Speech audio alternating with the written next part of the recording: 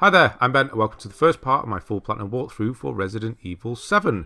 Yes, it's 2022 and I'm only just putting out an RE7 guide, but it's just got a shiny new PS5 upgrade, which is the version I'll be playing by the way. And I wanted to do this for quite a while. I have RE8, now we have RE7 as well. If you haven't seen one of my guides before, I show you in full how to get the platinum for any given game. Obviously this time we're doing RE7. My guides have been researched and practiced, so there's no aimless wandering around or wasting time. I'll be here for every step of the way and I'll show you everything that needs to be done for the platinum. The only things I may potentially cut are cutscenes or extended dialogue. As always, in the top corner will be the next important item or trophy so that you don't miss anything. These will also be timestamped below as well if you want to skip around or, I don't know, go back and have a look. To get the platinum in RE7, we're going to need to do 3 playthroughs. For the first one, we'll be playing on normal while collecting everything and getting all of the miscellaneous trophies out of the way. These videos will be broken down into areas. We do this playthrough on normal to unlock a special item that's going to help us with our final run of the game, which is Madhouse difficulty. Next, we'll be doing a speed run, which needs to be under 4 hours, which will be no problem at all. We'll also only be using healing items up to 3 times and using the item boxes up to 3 times. This will be done on easy. The speedrun video will be a single video and will be roughly 2.5 hours-ish. Doing this will unlock another helpful item for us for Madhouse, along with getting us a bunch of gold trophies. Then our final run will be the hardest difficulty, Madhouse, which honestly isn't too bad. Again, this will be a single video and will be about 3 or 4 hours long. There's going to be full commentary throughout all the runs to make sure that you don't miss anything and to give you tips along the way. Right, let's get on with our first video, which is going to be the intro area, which is the guest house. Again, make sure you do this first run on normal, not easy. Okay, so we've had the intro cutscene playing the whole time while I was going on with myself explaining things. And then eventually when that's finished, then you will get to this point and this is where the game actually starts and you can start controlling Ethan for the first time. And as soon as you step out the car and sort of walk forward a bit, you're going to get your first trophy, and that is she's alive, and that is just you're playing the game, well done. It's kind of trophy. You don't have to do anything, it's just there. There are some missable trophies in this game, but with the fact that we're doing 3 playthroughs, if you fail to get it in during this playthrough, then we can get it in a later one. Once you get forward a bit as well, go into your inventory by pressing triangle and look at this document here. This is our first file. There's 32 files in this game. This is the first one. So look at it and then go into your press the touchpad and go into your files, and you should see their email from Mia. That is the first of 32 files. In this playthrough that we're doing, they're getting 4 sets of collectibles, kind of. We're getting files, which are 32. We're getting antique coins, which are 18. There are the bobbleheads, there are 20 of those, and then there's 4 videotapes. Well, we actually need to watch the videotapes. So that's all we're getting, along with miscellaneous / missable trophies. Like I said, if you do miss them, you can get them in other playthroughs. But I will be telling you when a missable one is coming. I'll give you plenty of warning. We'll be doing sort of backup saves so you can try it and do it until you get it before you move on, because that's what I'll be doing as well. Because some of them can be a bit of a pain. They're not necessarily difficult, they're just kind of luck-ish based, depending on move sets you get from bosses and things like that. So yeah, this part here, you not doing anything, you're just walking through all the mud, climbing underneath things, and just follow the path as it is. It's linear. We're going around the back of the house, we're going into the guest house, and this is where this video is going to take place. It's sort of an intro. We're not in the main house yet. If you go to this bag and look in here, you're going to find Mia's driving license. If you do this, you're going to get the trophy. Aha! Sorry. That's just for getting an item by looking at something. It's an unmissable trophy, but this is the earliest place you can get it. So don't worry about that. You're going to get that regardless. And then we're going into that house itself. Like, I do have my brightness turned up quite high-ish. It's like a notch off the top, a couple of notches off the top. This game is obviously very dark. It is a horror game. I've tried my best. I'll try and move slowly so you can make sure you're able to see where we're going. So go down the pathway, the hallway, look for that cupboard and then go right into the kitchen. This drawer we're going to unlock shortly during the videotape. So I'm just making you aware of where it is. And then we're going to travel on through and go upstairs, and this is where our first videotape is. Now I've marked it in the top just saying we're collecting it, but the trophy actually means says that we need to watch all the videotapes all the way through as well. So we're going to be doing that. So we need to collect the videotape, and this is a save point. This is a tape recorder.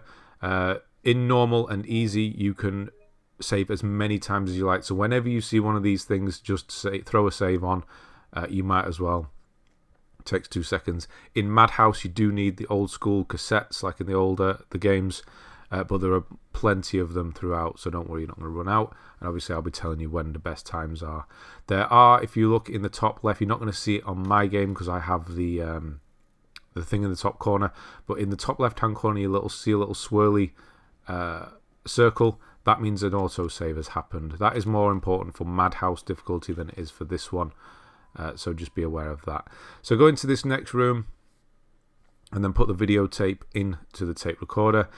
This first part, this first video, there's lots of trailing and following and exposition and setting things up. It's not a bad thing. It's just from the point of view of a guide, it's going to take a while. So when the videotape starts, make sure you just step backwards slightly and look on the floor to find a lockpick. That's very important because we're going to unlock that drawer we looked at a minute ago. And then when we go back to the real world again, it's going to be unlocked, and there's actually an antique coin in there. So yeah, make sure you grab that, and then we're going to be following these two for a while. Like I said, there's lots of just kind of exposition and things. There's not much, you can't skip these, unfortunately. For the sake of the coin, we could. Once we unlock the drawer, we could actually quit out of the videotape, and then the drawer would be unlocked. We'll be doing that in other difficulties. But for this one, we need to watch all the videotapes through. So that's what we're going to do because it's for a trophy. So it's just waiting, listening. Yeah. Yeah, Resident Evil 7, this is the PS5 version. If you are doing this for the first time, then hello. This is obviously a new game for you. If you have the PS4 version, you don't want to... I don't know why I'm doing this because I want you to watch the videos. But if you've done the PS4 version and you've got the PS5 version, you can auto-pop it by importing your save. It asks you when you load the game up for the first time. Just in case you've got both sitting there, I would actually advise you do the PS4 version first, and then you can upload your save or import your save on the PS5 version and get a free one, basically. I will also be covering all of the DLC. I've heard not the best... I haven't done it yet. I've not heard the best things about... Well, I've heard it's good, but it can be quite difficult. So I will be doing that. That'll be separate to this Platinum run. This is going to be completely separate. As the game is quite separate anyway. There's lots of, menus and things. Everything's separated. So yeah, DLC will be coming after the main game. Right, here's the drawer. So walk up to it. Use the lockpick. And you're going to get the Master of Unlocking trophy. Now, there's nothing actually here for us. But once we go back to the real world, it will be unlocked. And there'll be an antique coin in there. So yeah, we're just going to follow him. Things are going to start escalating quickly in a moment. Because they kind of need to. Andre's going to wander off. Where'd he go? And of course, when that happens, you walk deeper into the scary house and look for your friend. It's nice to be brave. People like to think that they're brave and that, you get this in a situation, you go and help your friend. No, you wouldn't. You'd be out of there. I don't care what anybody says. He's on his own. Especially when you start unlocking, like we're going to see in a moment, you start unlocking trapdoors and things. Nah, I'm out. We'll come and get you when it's daytime.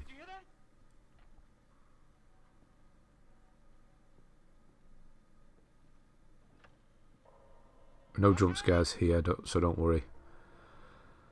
So this is the room we went into for the videotape.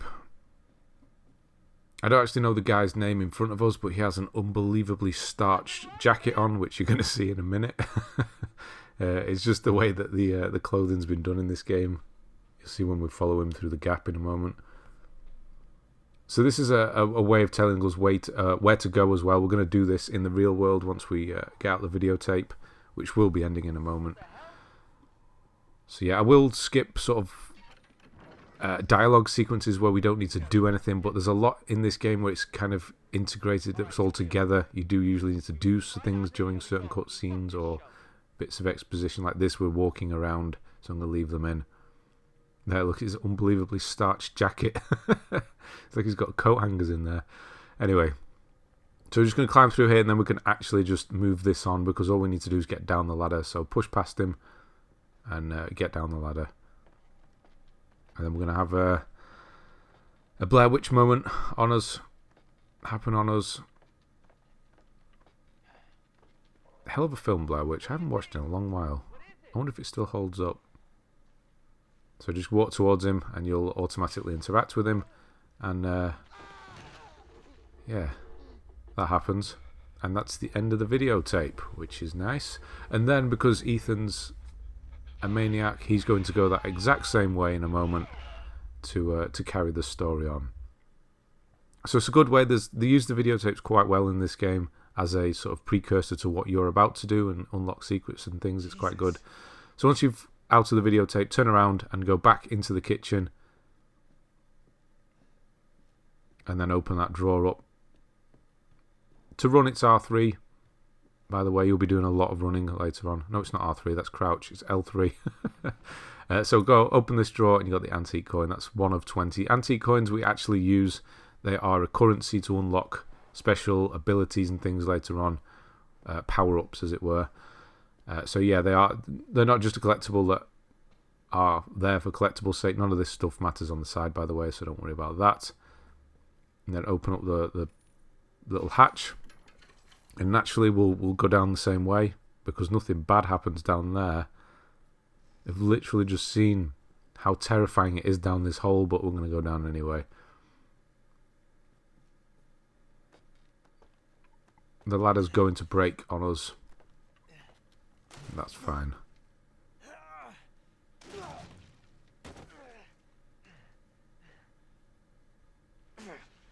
Damn it. So you can see that it's actually, he was stuck on a pipe, which you may not noticed originally when you see it, because you just kind of walk past it, but his face was actually rammed onto that pipe. Nice. Right, we're going through the water here. There's still nothing to worry about at this point. There's no enemies of anything yet. There's only... I'm not going to spoil it just yet, but it's coming up very shortly. There's one interaction, one boss. I suppose it is a boss, so yeah. But that's it. Normal enemies, there aren't any. So you can just walk around here pretty freely. It takes a bit of the stress off, especially if you're not very good with dark horror games. I'm getting better. It's taken me 4 years to finish this.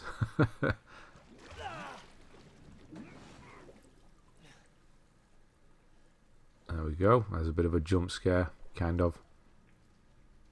So it does get a bit dark as you go through this door. I'm pointing forwards still and walking forwards just for reference. You can't get lost in here, it's linear. So here's where Mia is in the cage. But we're going to get our second and third file here. So pick this up, read it, and then quit out. Ben's dead, that's not good. And then turn it around and read the other side. Now that is two separate ones. I'll show you this every single time to make sure. So you've got list names front and list names back. That's two separate ones. And then pick up the bolt cutters. And these are obviously integral to carrying on. A Resident Evil staple. So we're just going to walk through and then just walk towards Mia, and another sort of interactive cutscene, let's call it, is going to happen. And unfortunately we've got a lot more following, another 3 or 4 minutes of following. Unfortunately we have to follow Mia and her crazy hair. I don't know what's going on with the hair physics in this game, but they are everywhere. They're actually not bad, but it's just that hair sort of sticks out strangely at the side. I don't know if that's supposed to be the hairstyle.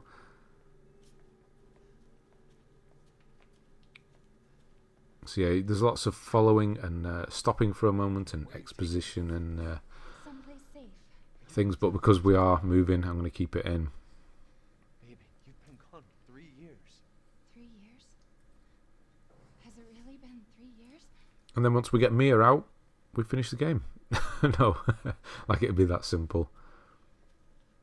The game is quite short. When you first play through it, especially, it's going to feel like quite a long Resident Evil game. Obviously, they are pretty short. But the speed run it's going to be about 2.5 hours. I'm going to try and aim for about 2.5 hours. What'd they do to you? Not now. So it is quite quick if you're running through it. Get out of here first. And then Madhouse itself is fairly quick as well, because we will be getting because we're doing normal now.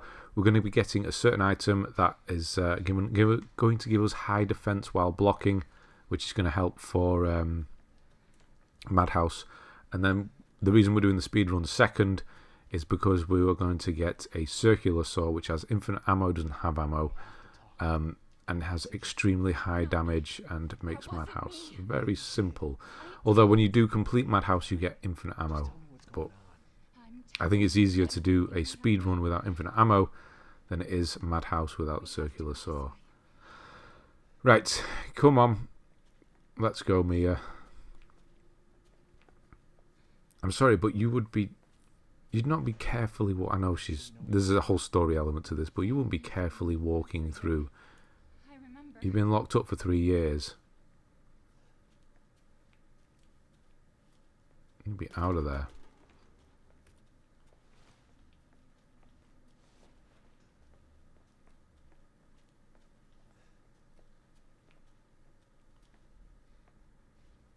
Right, is this where? Yeah, the door's here. So we're nearly done with the following section, and then we can move on again.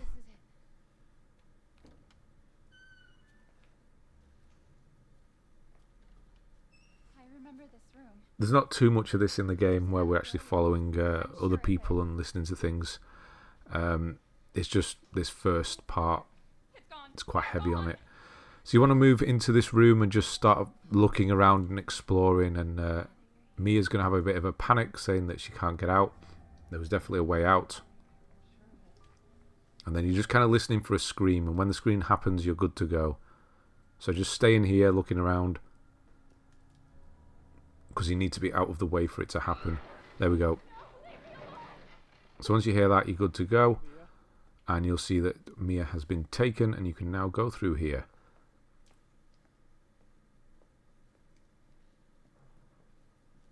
And we're all alone again, which is good because it means we can get on with it. Phone there, we'll be answering that soon. Open this drawer up, you got the guest house map in here. So you bring up the map by using touchpad. You can see everything around. Don't actually use the map too much in this game. It's quite intuitive with regards to where you need to go. So there's 2 first aid meds here. So pick both of those up, you're going to need them. To use first aid, you're going to want to press R1. You don't want to use it yet, obviously. And to block L1, blocking is a thing. And then once you've picked up the med, go back through the door and start heading back downstairs, because you're going to start hearing a noise. I'm sorry, well, that's terrifying. The first time I ever saw that. That's probably why it took me 4 years. Yeah, it's the slow movement up the stairs. It's not necessarily the jump scare, it's the slow movement up the stairs. Because the jump scare is the relief. You know everything's alright once that's happened. It's action time.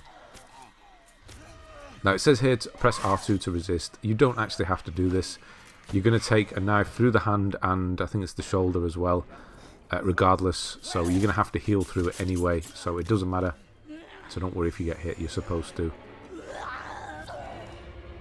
She's going to keep on coming. Now, I would not like to play this game. Well, I kind of want to play this game in VR, but I also don't. I'm kind of glad my VR is broken.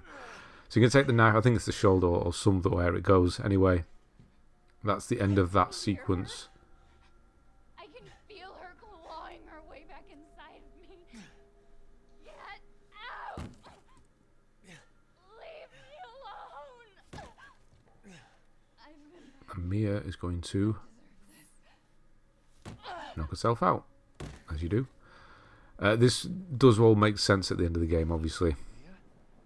Right, so heal yourself, press R1, and you're going to automatically use one of your first aid meds. And everything is back good as new. And then all you want to do is kind of just stand here and wait for the next part to happen. If you stand at her feet, then eventually there you'll get pushed back like that, and she'll rise up and throw you through a wall. And we're going to do the first little bit of boss fight here. So if you look to the right hand side as you get thrown through, there's an axe, pick it up. You have to do this. And then start circling her. So you want to walk towards and press R2 to attack. As long as you hit first, you're going to get to stun her. And then you can start circling her. So walk towards, get the first hit in, and then kind of circle around like that. Because she swipes across from the left, well, our left, her right hand. So as long as you circle round to the right, you're going to miss. Or she's going to miss. And then you're going to, that's pretty nasty, that, I've got to say. The way it changes, perfect. Yeah, and that's part 1 of the boss fight. It's the easy part, don't worry, you're not going to die on this section. Just keep wailing on her. Even if you do take some damage, you do have another healing item. And the phone's going to ring once you walk down here. You really shouldn't have come here. And this is going to be, I'm going to leave just this one in so we can explain. So Zoe's another character. She is, I don't know whether I want to say it yet, who she is. No, she does not explain it there. No. So answer the phone. There's lots of answering phones to move on in this game as well. So run back in here and you're going to get the axe. Mia will be gone. You can pick the axe back up. This is obviously a melee weapon, but we're going to get a gun in a moment. So it's just in case you run out of ammo for whatever reason. If you run out of ammo, you are being quite a bad shot. Honestly, you should have loads of ammo left, and I'm not a good shot. Honestly, first person shooters aren't my thing. So run back through the kitchen. Now we have the bolt cutters, we can unlock this, and inside of here is going to be the fuse.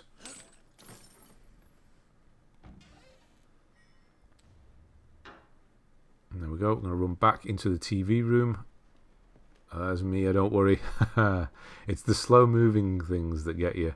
Yeah, don't worry, that's scripted. She's not going to get you. Go around to this wall and put the fuse in the fuse box.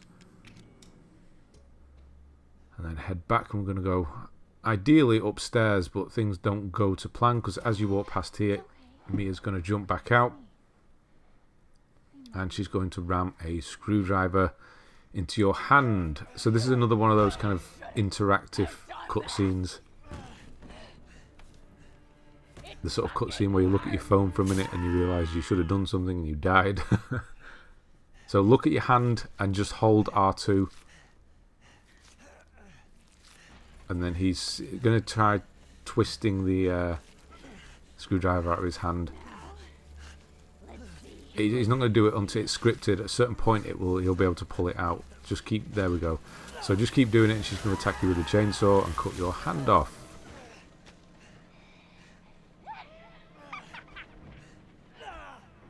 It's R. Did I say R2? Yeah, it's R2 for the screwdriver, by the way. I did say that, didn't I? And weirdly, this does not actually... You don't take any damage from having your hand cut off. You can pick your hand back up if you wish. It's not important. It's on the floor. It gets reattached later anyway, automatically. Gross. Yeah, see, we don't actually have a red tinge around the screen, which means you've got damage on you. We don't have any. So I'm just going to hit the switch now, which means we can go up into the attic. Before doing that, you can make a save if you like. I do. You're not going to see me do it. I'm going to cut that out from now on, just in case anything goes wrong. There are autosaves all over the place and normal, so don't worry.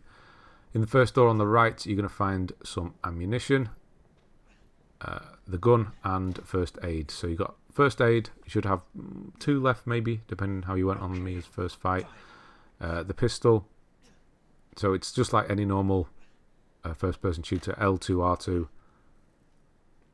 Although you are going to want to wait. So the way the reticle works on this game is that you fire and then you lose stability, and then you need to just wait a second, and then you'll see the reticle close back in, and then you can fire again with a more accurate shot. So you've got some ammo on the left as you go in through the door, and then go in through this door, and you've got handgun ammo there. Do not go up the ladder until you've collected the ammo, although it's not massively important if you do or don't, but it's going to start the fight. As soon as you go on the ladder, the fight will start. So going into my inventory, I'm just going to switch the gun to the up on D-pad, because that's where I like to keep the pistol, and then I'll have the axe on the left hand. So start it off, go up the ladder, then walk back down. This does not go according to plan. I was going to try and see if we get some melee damage on her. So L1 is block, you'll need that for a trophy in a moment. Because usually it stops her charge if you do this, but I got stuck on a post. I was expecting to get hit once, which is fine, but then I got stuck on the post behind me there, and she got me a second time. It's okay.